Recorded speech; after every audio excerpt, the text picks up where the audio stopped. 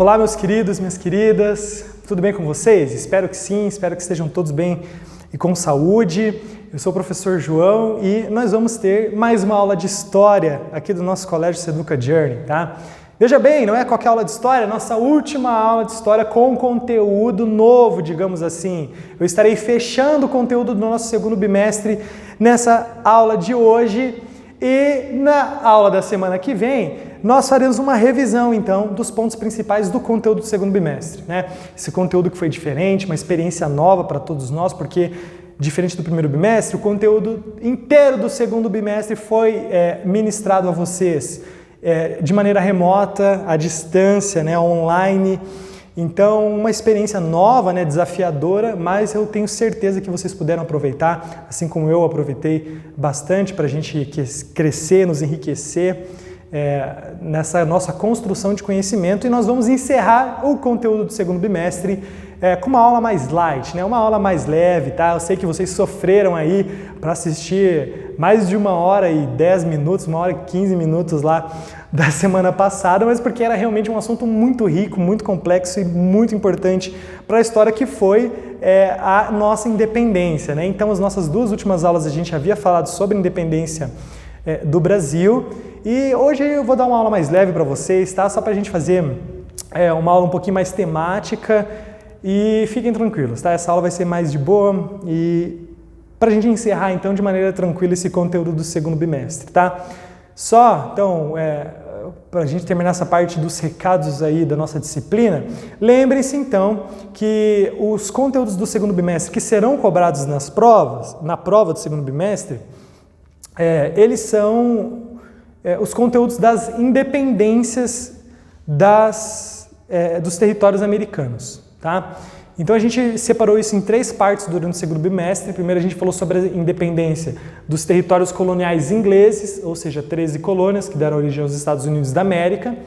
Depois, a independência dos territórios coloniais espanhóis deu origem a muitos países, tá? A maior parte dos países latino-americanos aqui e da América do Sul, todos os países com exceção ao Brasil. Então todas essas repúblicas vizinhas nossas aqui eram ex-territórios coloniais espanhóis e tiveram suas independências a partir do século XIX, como a gente viu.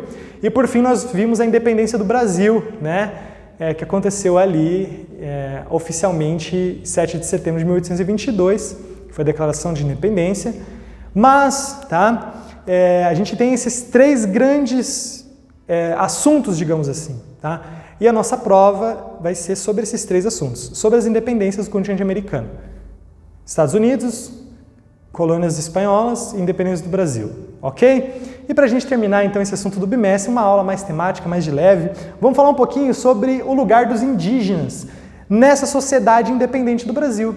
Então, quando o Brasil se tornou independente, como que estava ali o papel dos indígenas, certo? Porque a questão indígena, meus queridos, questão nativa do Brasil é uma história de lados bons e lados ruins, né?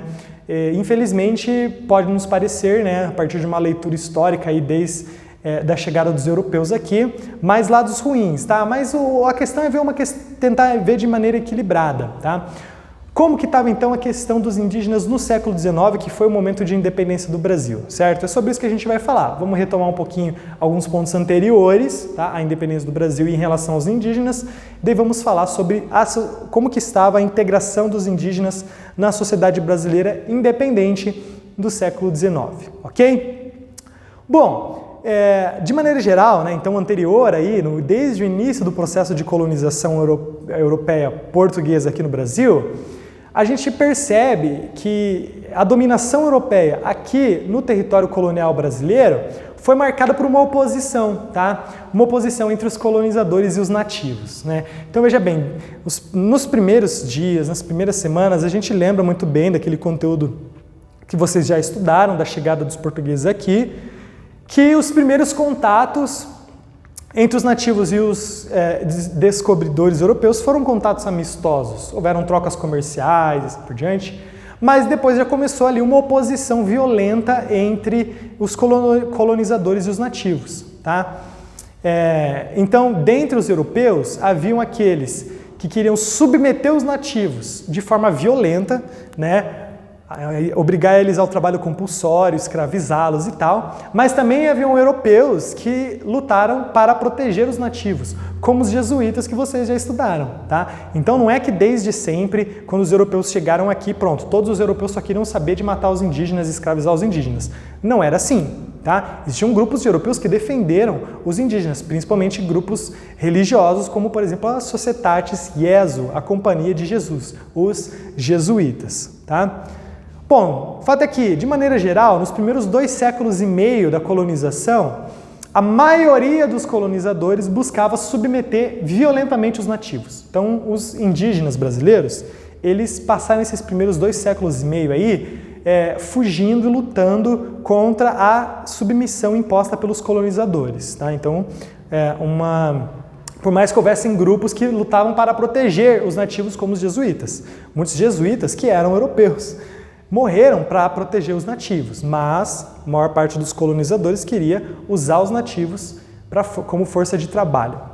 Isso aí, tudo conteúdo que vocês lembram muito bem lá do 7º ano, certo? Aqui a gente tem, inclusive, eu trouxe para vocês, para a gente lembrar um pouquinho, uma pintura que retrata padres da Companhia de Jesus, no caso, o José de Anchieta e o Manuel de Nóbrega, santos importantes, que ajudaram na cristianização dos nativos. Eles lutaram para cristianizar os nativos, evidentemente, mas também para protegê-los contra práticas violentas de outros europeus, principalmente daqueles que estavam ali para colonizar mesmo, que não estavam nem aí para a questão da salvação dos indígenas, que era um intuito dos jesuítas. Os jesuítas eles queriam salvar a alma dos nativos. Houve uma mudança na relação das populações indígenas com os dominantes, com os colonizadores, a partir ali do século XVIII, tá? Na época do Marquês de Pombal, que era um primeiro-ministro português, portanto responsável também por aquilo que acontecia na colônia de Portugal da época, que era o Brasil. E o que o Marquês de Pombal fez? Ele decretou o chamado Direito dos Indígenas, em 1757, que foi a primeira legislação indigenista, ou seja, a primeira legislação que prestava atenção nos índios. Qual é o papel dos índios, né? É a primeira legislação indigenista, então, da história brasileira. E essa primeira legislação indigenista, que foi o Direito dos Indígenas de 1757, ela tinha o objetivo de promover a junção, promover a aproximação, a assimilação dos indígenas à sociedade colonial. Ou seja, o Marquês de Pombal, primeiro-ministro português, lógico que também teve muitos atritos, ele expulsou os jesuítas de todas as colônias portuguesas, enfim, né? Ele era iluminista, era influenciado por algumas ideias revolucionárias, mas o fato é que ele buscou fazer os indígenas adentrarem, fazerem parte da sociedade colonial. Só que por que ele queria isso? Ele queria que os indígenas fossem vistos como súditos, tá? Como súditos da coroa portuguesa e, portanto, pagassem seus impostos, tá? Ele queria que as aldeias indígenas se tornassem vilas, tá? Ele queria que os indígenas fossem como qualquer outro súdito da coroa portuguesa, pagando tributos e seguindo as regras locais, certo? Então veja bem, de um período do começo da colonização, onde a maior parte dos colonizadores portugueses só queriam usar trabalho escravo dos indígenas e usavam de violência para submeter os indígenas, com exceção de grupos como os jesuítas, durante o século XVIII, a gente já tem uma mudança, que é a busca da integração, de colocar ali o indígena junto, como fazendo parte da sociedade colonial brasileira, se tornando como qualquer outro súdito da coroa portuguesa. Lógico, tinha um interesse que era a questão, primeiro, de pacificar, né, essa relação violenta entre nativos e colonos, mas também de levantar impostos e tributos, porque daí a produção dos indígenas também seria tributada, também seria cobrada, certo? Então essa era a ideia ali do Marquês de Pombal, tá? Então, chegando no século XIX, né, que é nosso objeto principal aqui, o Brasil ele se tornou independente em 1822, né? O Brasil se tornou independente em 1822 e em 1824 foi criada a primeira Constituição do Brasil, ou seja, o primeiro conjunto de leis do Brasil, foi a Constituição de 1824. Só que essa Constituição de 1824 não faz nenhuma referência à população indígena, tá? Não faz nenhuma referência aos nativos, como um grupo destacado assim. Não menciona, não fala nada sobre os nativos, tá? Alguns intérpretes dizem que não faz nenhuma referência aos nativos porque os nativos, já na cabeça dos constituintes, já faziam parte da sociedade, né? Então, para que ia falar especificamente dos nativos, sendo que os nativos já eram como qualquer outro, né, súdito? Mas, né, existia, obviamente, uma diferença cultural, uma diferença de vida, né? Os nativos ainda não estavam integrados na sociedade. E a Constituição Brasileira de 1824 não fazia referência à população indígena. Foi só em 1845 que o negócio começou a mudar para os indígenas em relação ao Império do Brasil, que era o governo do Brasil independente a partir de 1822. Então, o que aconteceu em 1845? Então veja bem, já na época do segundo reinado, do reinado de Dom Pedro II, filho do Dom Pedro I, que foi o nosso líder da independência. O que aconteceu em 1845? Foi publicado um decreto chamado Regulamento das Missões, fazendo referência àquelas missões dos jesuítas lá, porque reuniam muitos nativos lá. Lembra que os jesuítas construíam missões para reunir os nativos, para proteger os nativos e também cristianizá-los e civilizá-los, né? Então, isso aí, a questão das missões continuou famosa mesmo depois dos jesuítas já terem sido expulsos do Brasil, como era o caso, tá? Então, o que o regulamento das missões ele estabelecia? O regulamento das missões, ele garantiu o acesso dos indígenas à terra, né? Então, veja bem, a terra que os indígenas já habitavam antes, há milênios de anos antes dos portugueses chegarem aqui, estava oficialmente só na posse dos colonos, dos colonizadores. O regulamento das missões garantiu que o indígena podia ter posse da terra. Podia ter posse da terra, olha que interessante. Só que só enquanto essa terra fosse usada para produção agrícola, tá? Então veja bem, também tinha um interesse econômico. Então assim, os indígenas realmente, eles têm direito a ter terra, eles podem ter terra. Só que eles só podem ter terra se eles estiverem produzindo algum gênero agrícola. E por quê? Porque daí eu posso taxar, né? Daí o governo podia cobrar impostos em cima dessa produção agrícola dos nativos, certo? Se a terra indígena não produzisse nenhum gênero agrícola, não se desenvolvesse na questão da agricultura, ela podia ser retomada pela coroa. A coroa podia tomar a terra de volta do indígena, certo? Só que daí, o regulamento das missões durou só 5 anos, porque em 1850 foi criada a Lei de Terras, que alterou a legislação anterior, alterou o regulamento das missões, que estabelecia ali o uso temporário da terra pelos indígenas até que eles se tornassem civilizados. Então veja bem, o indígena poderia morar na terra até que ele se tornasse civilizado.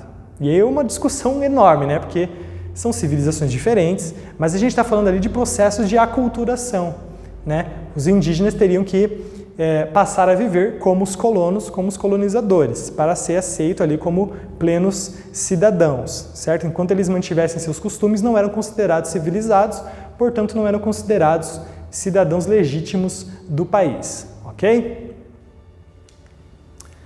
E a gente tem também, pessoal, durante o século XIX, uma tentativa de construção da imagem do Brasil enquanto uma mistura, né, entre esses diversos povos. E os indígenas passaram a ser retratados nas artes brasileiras durante o século XIX como fazendo parte legítima, tá, da sociedade brasileira. Então a gente tem muitas obras de arte que buscaram mostrar que o Brasil, que o Império do Brasil e que os indígenas eram amigos, né? Como, por exemplo, a gente tem um escultor muito famoso e muito importante da época do Segundo Reinado, que foi o Francisco Manuel Chaves Pinheiro, mais conhecido só como Chaves Pinheiro, que é esse simpático senhor que está aparecendo ali, tá? Veja bem, ele foi um escultor carioca, né? Nasceu ali no Rio de Janeiro, no ano da independência, 1822, e veio a falecer em 1884. E ele foi um escultor e um professor brasileiro que foi referência na arte brasileira do Império, tá? Então, na época do Império, no século XIX, esse cara era um dos tops, tá? Então, o que o Chaves Pinheiro ele fez? Eu estou dando um exemplo, né? Existiram outros exemplos na literatura, nas pinturas, tá? Mas eu trouxe aqui um exemplo que eu particularmente acho muito interessante, acho muito bela, né, a obra de arte dele. O que o Chaves Pinheiro fez? Ele buscou retratar o indígena como fazendo parte da sociedade brasileira, certo? Então, isso era financiado, essas obras muitas vezes eram financiadas pelo governo, porque o governo, o Império do Brasil, queria mostrar que os indígenas faziam parte da identidade brasileira, tá? E aí que o Chaves Pinheiro, por exemplo, criou uma obra, né, que é a alegoria do Império brasileiro, ou o índio simbolizando a nação brasileira, que foi uma escultura concluída ali em 1872, que retrata um indígena com um cocar na cabeça, ou seja, simbolizava um líder, né? Porque a gente lembra que os caciques indígenas, que eram os líderes militares das tribos indígenas, usavam, né, esses cocares na cabeça com grandes penas e tal. Então ele esculpiu um índio com um cocar, então era um líder guerreiro, certo? Como se fosse ali o cocar simbolizando também como se fosse uma coroa de rei, certo?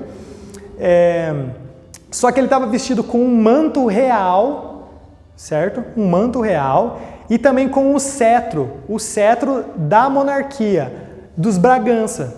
Lembra dos Bragança que eu contei para vocês, que era a família real portuguesa que veio para o Brasil e daí se tornou a família real imperial brasileira? Então, o Chaves Pinheiro, o que ele fez? Ele queria criar uma escultura que simbolizasse o Império Brasileiro. Daí o que ele fez? Esculpiu um indígena, um cacique forte, um líder guerreiro, com um manto real, com o cetro, tá? O cetro com... Inclusive tinha o dragãozinho dos Bragança em cima do cetro e um escudo que tinha o brasão do Império do Brasil, tá? Que era o símbolo da monarquia de Dom Pedro. Ou seja, ele criou uma escultura para simbolizar que o Império do Brasil era uma mistura entre a monarquia e os nativos, entre os colonizadores europeus e os nativos, certo? Então a gente vê, aqui tem essa escultura, a alegoria do Império Brasileiro. Ó. É um indígena, certo?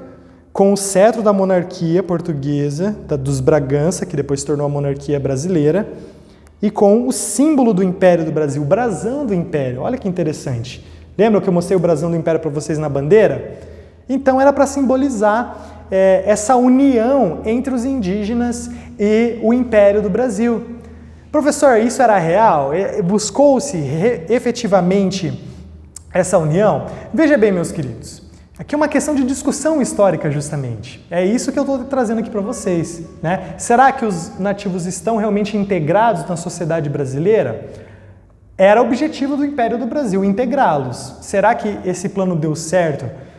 Se não deu certo, por que será que não deu certo? Lembrando que o Império Brasileiro, grande parte dos seus planos para a nação foram interrompidos por causa do golpe da República em 1889.